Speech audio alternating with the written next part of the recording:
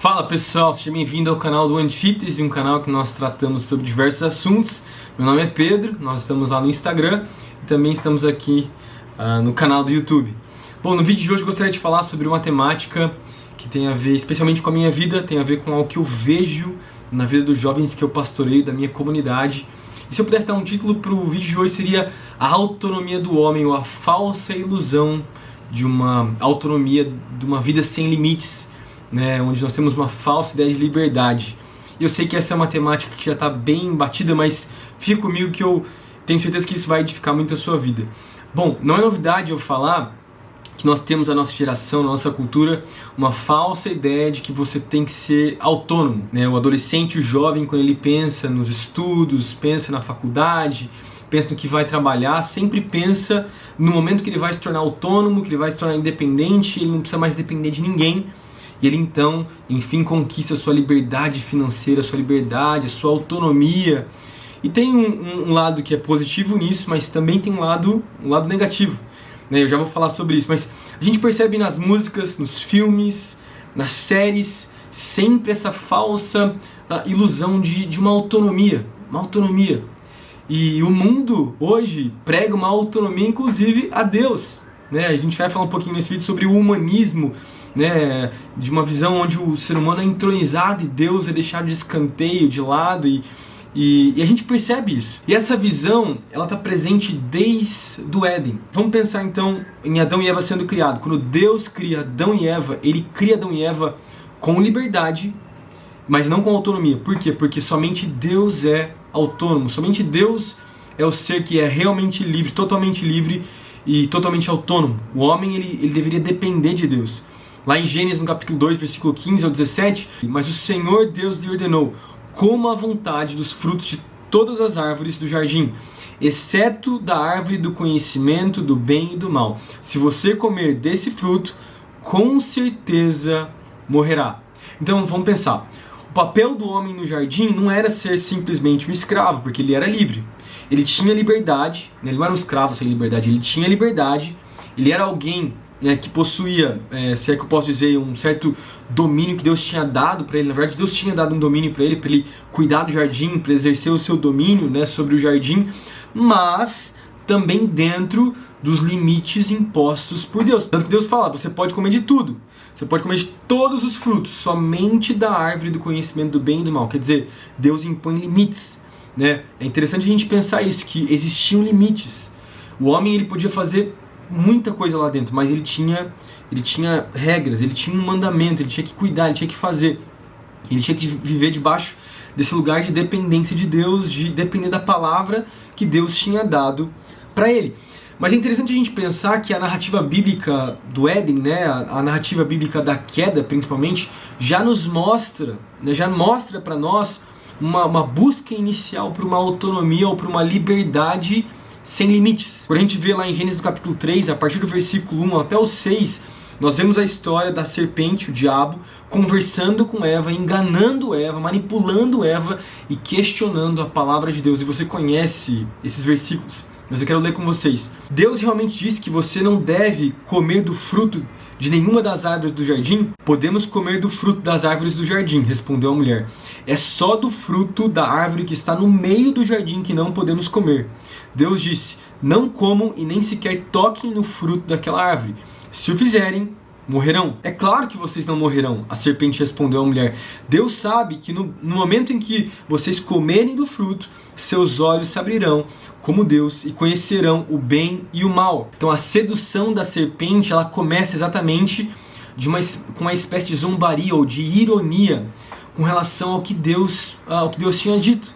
Que a serpente, ela levanta como se fosse uma questão, um questionamento dos limites que Deus tinha imposto sobre Eva. E não só isso, a gente tem também a serpente distorcendo o que Deus fala, do que Deus falou para a mulher. E é muito forte a gente pensar que a distorção implica, né, a noção de que sem autonomia não há liberdade.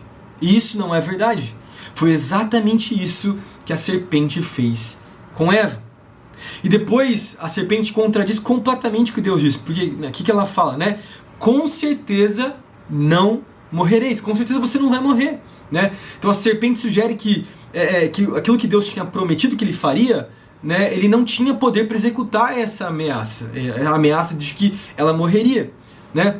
E daí depois ela promete uma outra coisa. Então, se ela questiona o que Deus prometeu, aí a serpente, o diabo, vem e traz uma promessa, né? Questiona a promessa de Deus e depois traz uma nova promessa para Eva. Qual que é a promessa?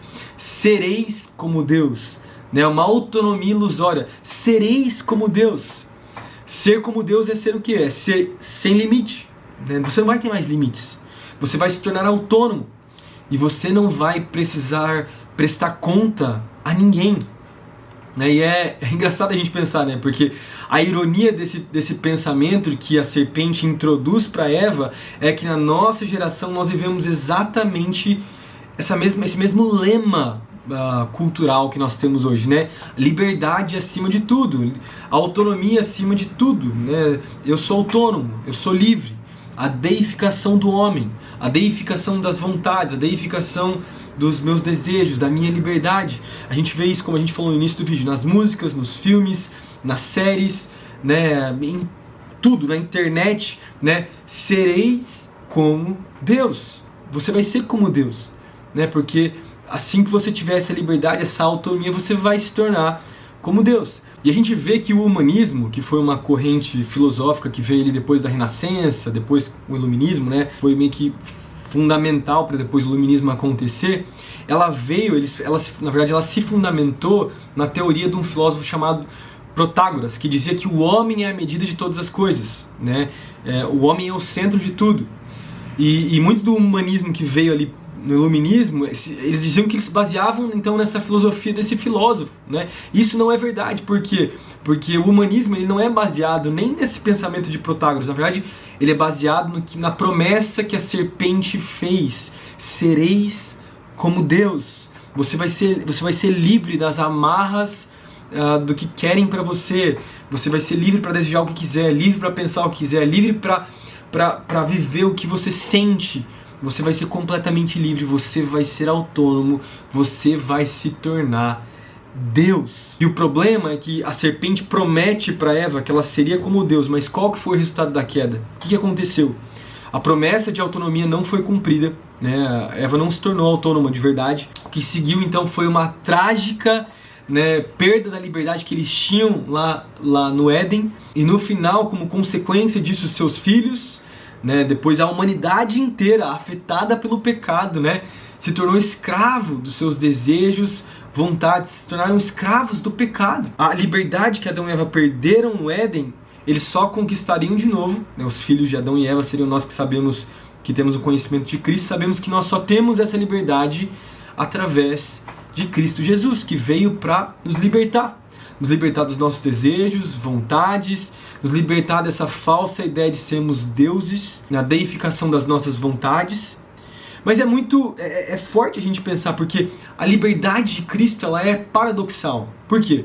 Porque a liberdade de Cristo, que Cristo nos dá, ela está exatamente no ponto entre a liberdade e a servidão, que é a escravidão. E eu já vou explicar isso, né? E o paradoxo é exatamente esse, né?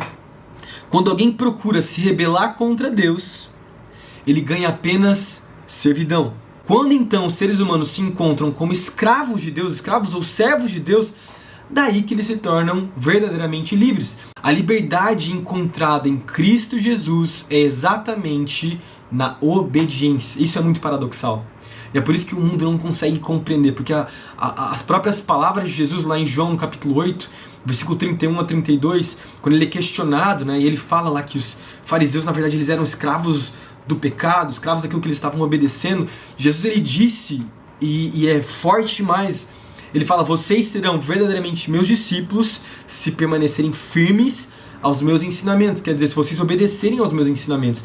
Então, versículo 32, conhecereis a verdade, né? Conhecereis a verdade, e a verdade vos libertará. Jesus, ele está condicionando a liberdade que ele daria à obediência. A obediência aos mandamentos, a obediência ao que ele tinha dito, a obediência às suas palavras. E é profundo demais isso. Por quê? Porque nós encontramos liberdade. A liberdade que Cristo nos dá, ela só está no ponto entre o serviço, entre o senhorio, está debaixo do senhorio de Cristo, né, e a liberdade. Isso é muito paradoxal. Paulo ele vai complementar isso também em Romanos no capítulo 6, versículo 16 ao 18. Vocês não sabem que se tornam escravos daquilo que escolhem obedecer? Podem ser escravos do pecado que conduz, né, à morte, ou podem escolher obedecer a Deus, que conduz à vida de justiça. Graças a Deus, porque antes vocês eram escravos do pecado, mas agora obedecem de todo o coração a este ensino que lhes foi transmitido. Estão livres da escravidão do pecado e se tornaram então escravos da justiça. Olha o que Paulo fala. Paulo fala que em Cristo Jesus nós nos tornamos escravos da justiça, servos de Cristo Jesus. Independente do que a gente pense ou não, que a Bíblia nos ensina que nós sempre estamos servindo alguém. Ou os nossos desejos e vontades, né, carnais, ou estamos debaixo da servidão de Cristo Jesus. Então a liberdade é apenas encontrada na obediência, né, de Deus, na obediência de Cristo Jesus. Isso é muito profundo, porque é paradoxal. Jesus nos chama a enfrentar essa falsa visão ilusória de autonomia moral, autonomia econômica, autonomia, independência que nós somos ensinados a ter no mundo, onde nós entendemos então que nós nunca teremos essa liberdade que somente Deus tem, porque sempre estaremos debaixo da influência do Espírito, da sua presença, do próprio Deus nas nossas vidas. E é isso aí. Deus abençoe sua vida. Se esse vídeo abençoou você, se esse vídeo edificou sua vida, compartilha, salva para depois, envia para os seus amigos aí pro canal, para que o canal possa crescer, e a gente se vê no próximo vídeo. Valeu!